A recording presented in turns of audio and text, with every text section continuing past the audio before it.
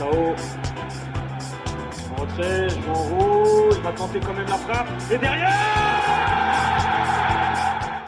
Est-ce que tu peux te présenter un petit peu, parce que tu es quand même dans le monde du football, est-ce que tu pourrais nous présenter un petit peu ton parcours?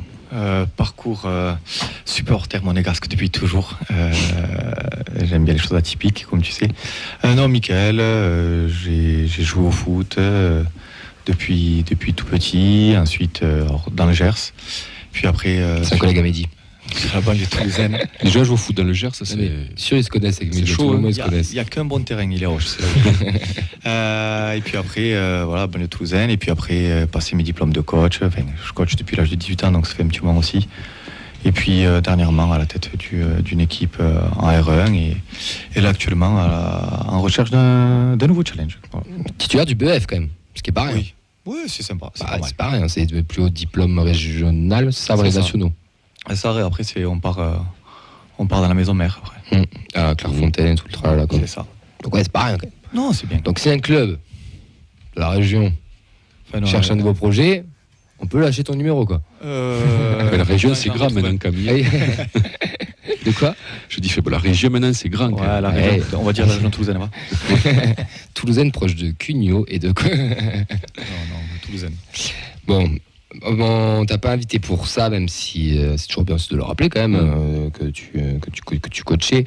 Monaco, c'est le TEF des riches, moi j'ai l'impression. C'est des émotions où ils te font tout rêver et des fois tu pètes un câble. Sur le papier, Monaco, ça doit finir podium. Et là, ils étaient 4e et là, ils viennent de tout gâcher ce week-end en perdant à Rennes. Ils n'ont plus leur destin entre leurs mains. Ils se retrouvent un petit peu, des expressions, mais comme des cons, parce qu'ils sont 6e. Comment tu trouves ça? Est-ce que tu es inquiet pour la qualif européenne, qui serait quand même là, par contre, un énorme échec, je pense, pour le club? Énorme échec. On a le second effectif le plus riche du championnat. Donc, finir sur le podium, c'était le minimum. Sachant qu'on sait auquel place on a fini les années d'avant. Et en plus de ça, on sait que le mois d'août, il est compliqué en fonction des équipes qui gagnent, qui se qualifient. Enfin, voilà. On sait tout ce tralala. Donc, je sais pas si tu te rappelles, mais je t'avais dit qu'on perdrait à Rennes et qu'on serait 6e à la fin de cette journée-là. Malheureusement, je connais bien mon club. C'est inquiétant, oui. Après, est-ce que tous les supporters s'y attendaient pas un petit peu? Je pense que ça serait malhonnête de dire que personne ne le voyait. On a eu la chance ces autres années de finir comme des boulots de canon et de faire des phases retour où on est premier la plupart du temps. Là, on paye un petit peu le travail des bureaux. C'est bien, hein, ça recrute à tout va. Ça s'est super bien passé parce qu'on a vendu des joueurs à des millions, mais c'est des joueurs qui, on pourrait être à l'heure de légende ou de joueurs qui ont marqué le club. Des mecs qui arrivent et qui en une saison sont vendus 85 millions d'euros, c'est super, hein, mais en tout cas ça marque pas non plus l'histoire d'un club, donc ça marque les finances. On en parle beaucoup plus par rapport au contrat ou par rapport à la vente que par rapport à ce qu'ils ont fait sur le terrain. Donc est-ce que c'est dramatique? Oui. Est-ce que pour les finances c'est dramatique? Oui. Est-ce que j'ai pas envie de les voir changer de stratégie? Peut-être. Honnêtement, c'est quoi le projet à Monaco? Enfin, toi qui les suis, qu'est-ce que tu dirais, c'est quoi le projet? Tu vois, on voit Paris, par exemple, le projet c'est de recruter à tout va, de faire plus du merch que du sportif et de se planter chaque année. À Marseille, c'est d'être un peu intelligent, de miser sur des prêts, des machins. Nous, c'est la data. Rennes, c'est miser plus sur on va dire Lens plutôt aussi du joueur un peu de Ligue 1, familial, etc. Enfin, je sais pas, mais il y a des clubs, on connaît un peu les projets. Monaco, c'est quoi? Parce que honnêtement, le trading, ça a été fait pendant un moment, ok, pourquoi pas. Il y a des sous à Monaco. T'as un effectif je pense qu'on aimerait tous avoir le même effectif. Putain, c'est ça, ouais, c'est quoi? Après, l'effectif, il est beau. Mais je vais reparler de Nantes. C'est beau sur le papier. Aujourd'hui, on a un mec comme Wissam Ben Yedder, que vous connaissez bien, un petit peu, qui est capitaine de cette équipe, qui, depuis l'arrivée de Philippe Clément, quand même, il est pas toujours quand même mis en valeur, qui se tait, parce qu'il s'appelle Wissam Ben Yedder et que c'est un joueur très respectueux. Mais quand on voit qu'un joueur comme lui, il est traité de cette manière, c'est qu'il y a des choses qui vont pas. J'ai rien contre Philippe Clément, il est arrivé, j'étais très surpris, moi, par son arrivée, déjà d'un. Depuis Vasiliev aussi et sa sortie, le club, il a quand même du mal à s'y remettre. Il ne faut pas oublier que lui, sa politique, c'était recruter beaucoup, avec 2-3 noms clinquants, 2-3 joueurs qu'on ne connaissait pas trop, mais qui allaient quand même plutôt s'adapter assez facilement à la Ligue 1. Facilement à la Ligue 1, j'insiste bien. Et puis après, d'autres où c'est des poker Fabinho. Poker. Voilà, Bernardo Silva, poker. Avec un directeur sportif qui quand même suivait. Là, aujourd'hui, le directeur sportif, on va le rechanger. C'est... Le coach aussi, ou ça va rester Clément? S'il n'y a pas qualif européenne. S'il n'y a pas qualif européenne, comment on peut le garder? Ouais. On nous a vendu quand même un projet où ça allait jouer très bien au football. Ça marque beaucoup de buts. Ça, c'est vrai. Ça en prend beaucoup aussi. Non, mais à un moment donné, le football... Après Monaco, ça a toujours été ça, marquer des buts. Marquer beaucoup de buts, ça a toujours été bien. Mais tenir des scores, c'était ça aussi, Monaco. Là, c'est l'équipe qui en perd pratiquement le plus après avoir ouvert le score. Donc, et je ne parle pas sur le dernier mois. Donc, puis on parle d'un club qui, historiquement, vous avez une super formation, quoi. C'est aussi ça te sortait des jeunes, quoi. C'était quand tu parlais de ce que l'on en pense, ils ont encore gagné à Gambardella. Oui, c'est vrai. Il y en a combien qui vont sortir? Parce que c'est bien de former, mais pour les envoyer partout ailleurs. Il y en a des très très bons joueurs qui sont pas très très loin et qui ont été formés à Monaco aussi. Je parle pas du tout du voisin, mais non, mais voilà. Et puis des joueurs qui. Typiquement Sofiane Diop, je sais pas compris pourquoi il était parti de Monaco. En fait, je vois pas le projet de vendre un joueur comme lui. Ouais, surtout à Nice en plus. Non, mais surtout par rapport aux autres offensifs que l'on a. Ouais. Quel est l'intérêt de vendre lui au lieu de Boadu ou n'importe quoi?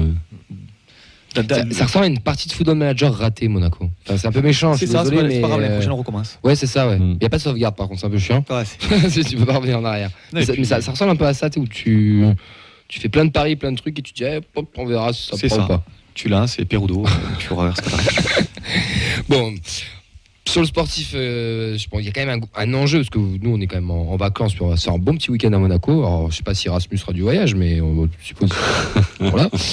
Mais les points forts monégasques. C'est mignon, on est obligé quand même. C'est écrit à l'avance, ça c'est déjà. Les points forts de Monaco sur ce match, parce qu'eux, ils vont quand même jouer tout pour la gagne. Le TEF à Monaco, c'est pas toujours très réussi non plus. Mais les points forts monégasques cette fin de saison, ça va être quoi s'il y en a? J'étais beaucoup plus optimiste au match aller. Oui. Non, après moi j'ai quand même au fond de moi la fierté de certains joueurs, des cadres, Dizazi, Fofana, Ben Yedder, Voland aussi qui doit se racheter quand même un petit peu. On a le Tsar aussi quand même qui quand il est bon, ça change quand même c'est un beau joueur. Ça change quand même le match. Vraiment on va dire que là on est déjà en bas du mur, donc on n'est même plus au pied du mur, on est en bas du mur et il nous reste juste la chance de pouvoir y grimper au moins avec une main pour ce 5e. Je vois juste des gens qui vont peut-être partir, tous ceux que j'ai cités. Donc c'est est-ce que vous voulez aller dans un bon club et garder ce dernier match sur 90 minutes où vous montrez encore votre talent, parce que je pense aussi que ça a beaucoup trotté dans certaines têtes et c'est pour ça aussi qu'on le paye aussi en fin de saison. J'ai envie de dire voilà, si je dois être optimiste, on va dire le réveil des stars de Monaco, de l'équipe. Les cadres, ouais. Les points faibles? La spirale négative qui est dangereuse. Et aussi ce côté-là où certains joueurs, l'année prochaine, ils ont peut-être pas envie d'être à Monaco. Donc 6e, 5e ou 4e. Ouais, ils s'en foutent, quoi. Non, mais en gros...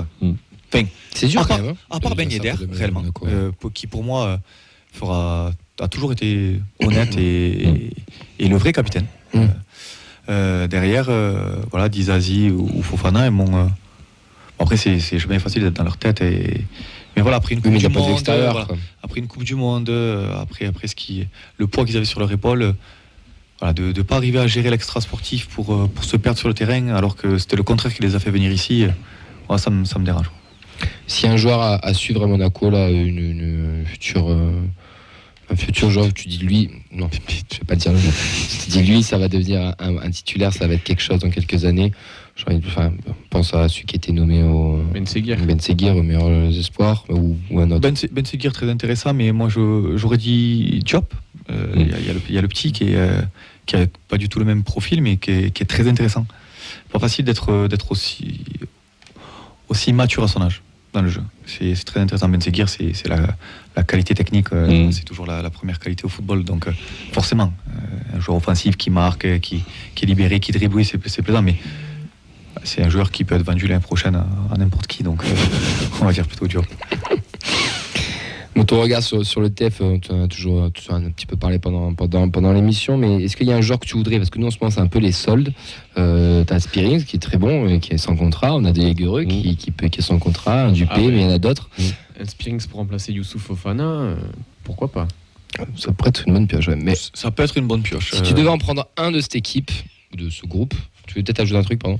Juste pour info, les soldes, c'est quand on vend les joueurs pas chers. Là, c'est porte ouverte. C'est gratuit. En fait. C'est Des déjà servi. des stockages massifs. C'est open bar. Si tu devais en prendre un de l'effectif actuel pour remplacer un joueur, tu prendrais qui?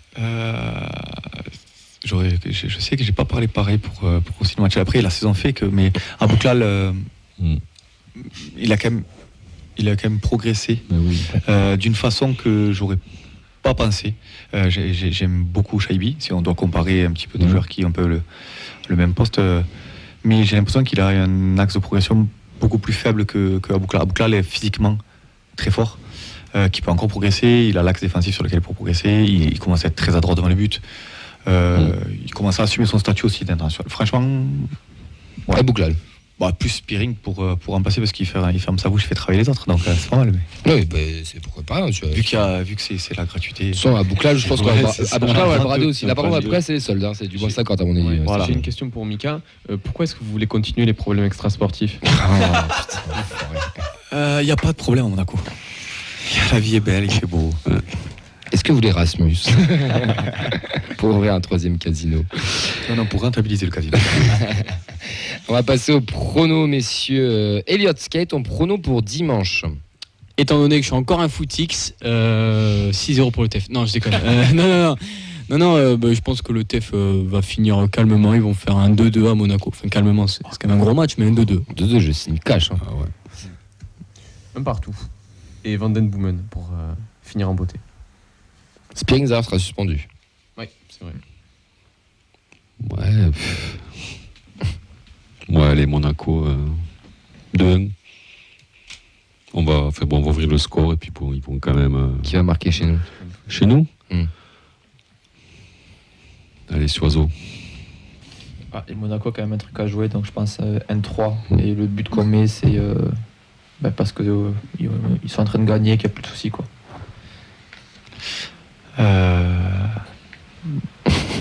C'est pas évident, hein. Parce que je suis supporter, je vais donner le score pour Monaco, mais je rejoins bien le match nul. Je pense qu'ils vont se saboter jusqu'au bout.